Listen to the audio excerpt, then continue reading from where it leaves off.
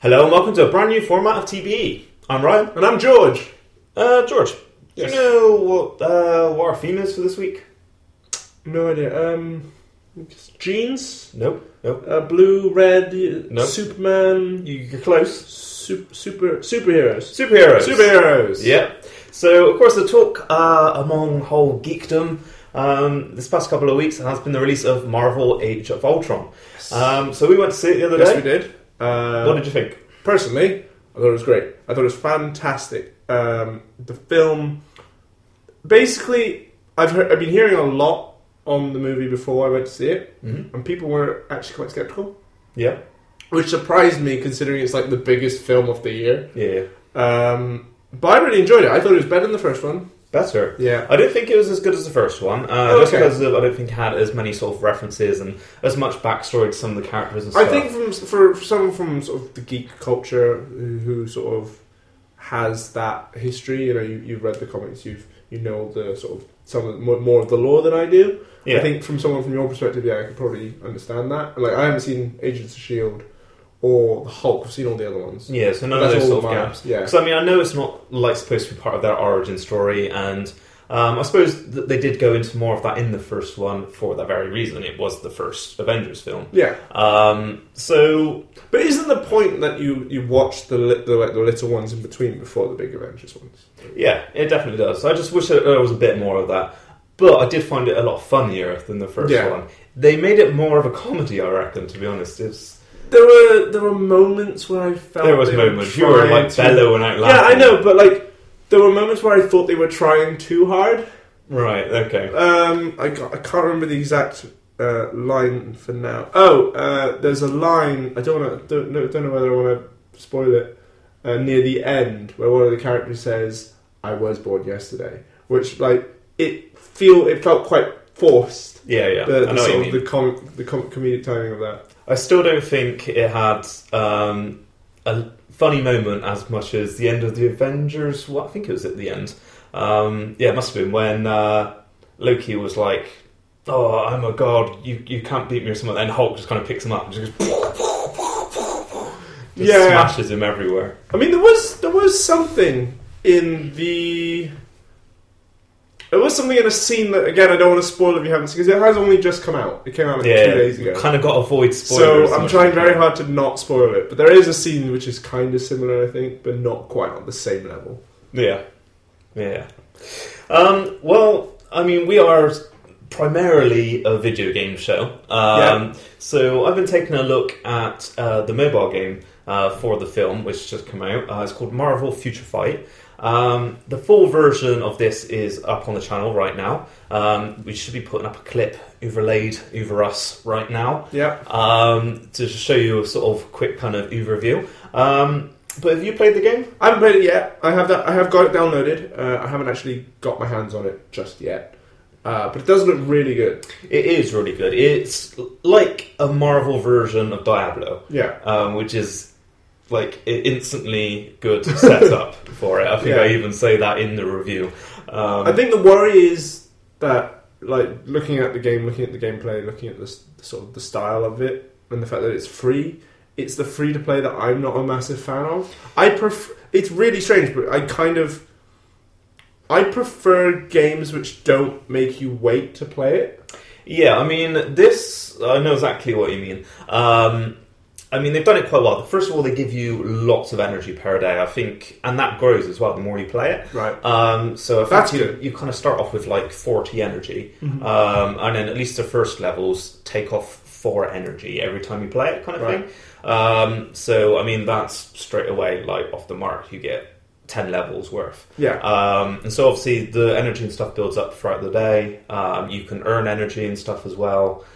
Through like completing challenges and quests and that sort of thing. As long as this stuff like energy and stuff is easily obtainable, the game is acceptable. Like Tiny Tower is a great example of this, where I was at 100 like tower bucks at one point, and like this is the in-app money. Games which sort of limit you and kind of they don't give you any opportunity to get them, they immediately get uninstalled.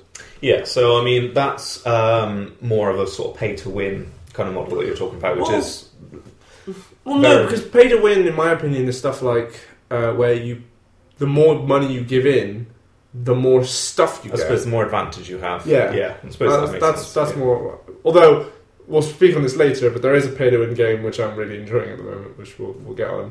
We'll get on to later in the show. Intriguing. So carrying on with the hero theme, who is your favourite hero? In games or in just general? In games, in general. Right. I've given this some thought. It's because it's really difficult, because like favourite heroes in movies and sort of comic franchise, and then there's obviously favourite heroes in gaming, and then there's favourite heroes in specific games, like in Heroes of the Storm, which I've been playing a lot. I think I'd know which one that would be. Yeah. But so I've got kind of a different answer for each one. Probably my favourite comic hero is probably going to be Iron Man.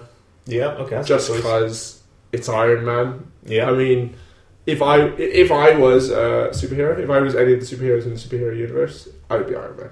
I'd be damaging. I can imagine that. Yeah. You're kind of what I like about superheroes like Iron Man is that they are kind of realistic. That there is a possibility of them actually happening at some point. Yeah. So I mean, they're always my favorite kind of superheroes. That being said, although it could happen, Captain America is my favorite superhero. Yeah, I can see that. One of the things I always gets funny about Captain America is how he throws the shield so accurately. Yeah, and then catches it as well.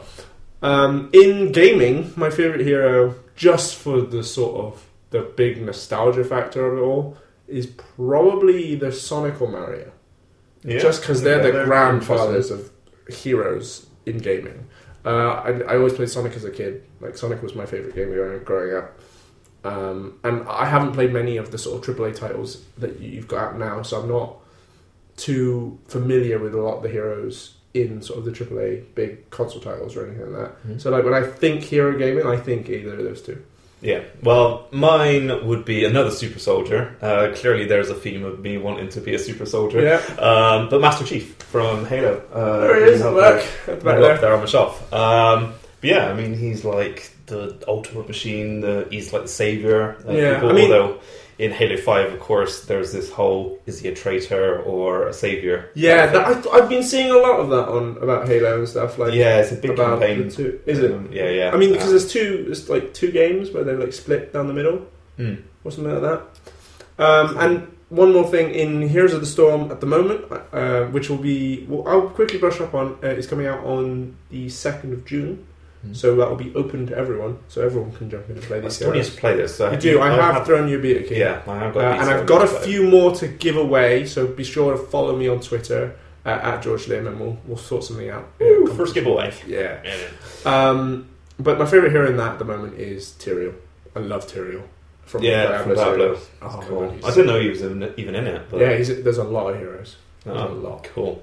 Well, another one of gamers' big heroes is Geralt from Witcher. Right. So Witcher 3 is coming out this month, literally in like a couple of weeks, and it looks insane. I mean, have you seen the graphics? I've actually only heard, like, don't shoot me, but both you and the audience, but I've only heard of the Witcher series because of Witcher 3.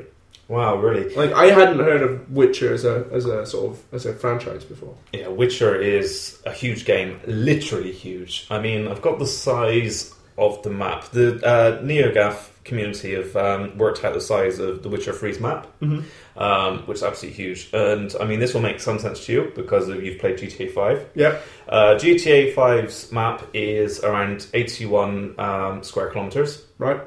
Witcher 3's is 136. So it's about double GTA 5. It's nearly double, yeah. But is it as open world? Is it like... It's open world, yeah. You can go anywhere. Like the developers have said that not everyone will ever see every part of the map and sort of all the lore and stuff behind it, because there's kind of like bear claws on like some sort of trees and stuff, which actually is from like obviously a past sort of battle and stuff. And if you really want to get in depth and find all this stuff, then you can.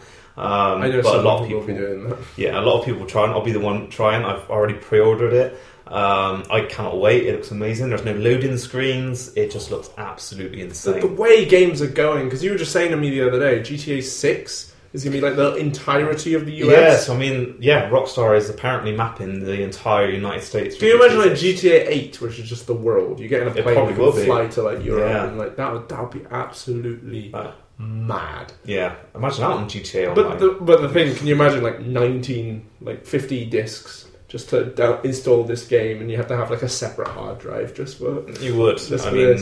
Basically all the latest consoles were already having to plug in just increasingly bigger hard drives. So. Yeah. I mean, so I want to quickly move on to the pay-to-win game that I was mentioning earlier. Intrigued. Now, the reason I say it's pay-to-win is because the more money you do give, the more cards you get, and the more you can kind of get higher, the more deck variations you can do. Right, okay. But you can get in-game money really easily by completing daily quests and that sort of thing. So you think deck variations? This is sounding very Hearthstone. Yes, so Hearthstone Heroes of Warcraft is now available on phones, both iPhone and Android. Windows Phone doesn't count. Not yet. These ports are all happening. So. And their latest solo adventure, Blackrock Mountain, is completely open now. Because what they did was they've unlocked one wing per week. There are 5 wings. So over the last 5 weeks, people have been playing it wing by wing. And now the entire Blackrock Mountain is open. So you can now go if you go in, you can buy Blackrock for either gold or money, and you can just play all the solo adventure stuff. So basically you play against AIs which have special abilities, special game modes. Like there's one hero which he makes all the cards in both players' hands cost only 1 mana. Right. But you are also maxed out to 1 mana. So you can only play 1 card. You can play any card, but you can only play 1 card per turn. That sounds interesting. And there's stuff where another hero where his ability is he flips your health and your attack. And there's like a small story going through it as well, which I think falls into the Warcraft lore. It's kind of like how the Peggle Masters on Peggle have each of their own powers, but just Peggle doesn't have any story to it, really. Yeah. But what's really cool is it kind of falls into the Warcraft lore. So that I don't play World of Warcraft, and I haven't played any of the original Warcraft games, but I feel like I'm learning some of the characters and some of the things. It's really good. Like if you don't want to dive into the big stuff, you can just get Hearthstone and go ahead. Yeah, and it's like a sort of entry. You see me in the inn because it's all set in an inn. That's the joke. Oh, right, okay. So have you heard about this whole Steam paid mod controversy? I vaguely heard about it. I'll be honest, it didn't seem much of a controversy to me when I read the article. Yeah, I mean, do you mod many games? I know that we've played Garry's Mod and stuff. I don't mod many games. I used to mod quite a lot. I mean, Minecraft is obviously a big one. Well, yeah, that we modded Minecraft, and then when I had GTA Vice City, I downloaded the Back to the Future mod, which gave you the DeLorean and different time zones. I've modded Garry's Mod. I modded The Sims when that was out. When I played that. So I've modded a few games, but I didn't see the big deal about this whole Steam thing. Yeah, so I mean, I think people's biggest fears was how much it sort of ruins that kind of community element to modding. So I mean, Garry's Mod and Minecraft have both sort of become so big, I suppose, because of the incredible mods that people have made. But at the same time, I do think people should be able to charge for exactly. Like, I mean, Black Mesa. Black Mesa was amazing. Which, is amazing. I mean, it's still in development, episode 2.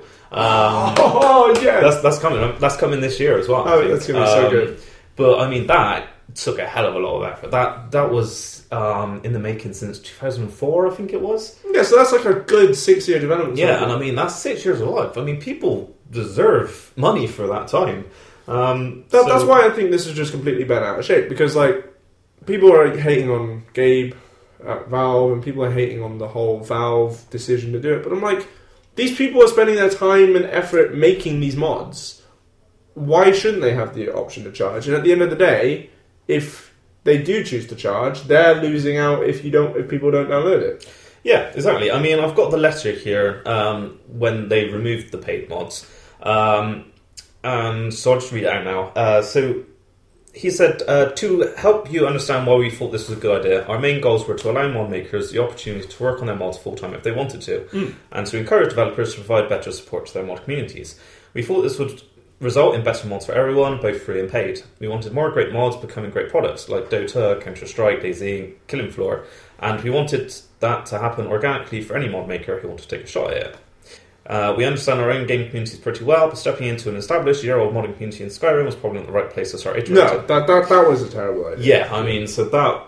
but, I mean, this is what I like about Steam and Valve in general, is that they... Listen, they do know their communities very well, and they will listen. They will sort of realise their mistakes, come out with it. I mean, I wouldn't be surprised if there is going to be some sort of new version of sort of having paid mods in yeah, well, I mean, they say in this letter, they said, we think this made us miss the mark pretty badly, even though we believe there's a useful feature somewhere here. Yeah. So it sounds like it will be coming back. I support it myself. I think it's a great idea. I do think some... And I think it's completely bent out of shape with some of the reactions I've seen on like Reddit and stuff like that. I'm subscribed to Reddit /gaming, and like there's a lot of people, and PC Master Race is another one which is very interesting. Yeah, and there's a lot of people. I don't like that term. That sounds very Nazi. Master Race. Anyway, if you are not subscribed to us, then we hope that you do, because we'd like to see you here again for our next episode. Please comment on any of the stories in the comment box below, and hopefully we shall see you again next time. Yes, we will. Ciao. Ciao.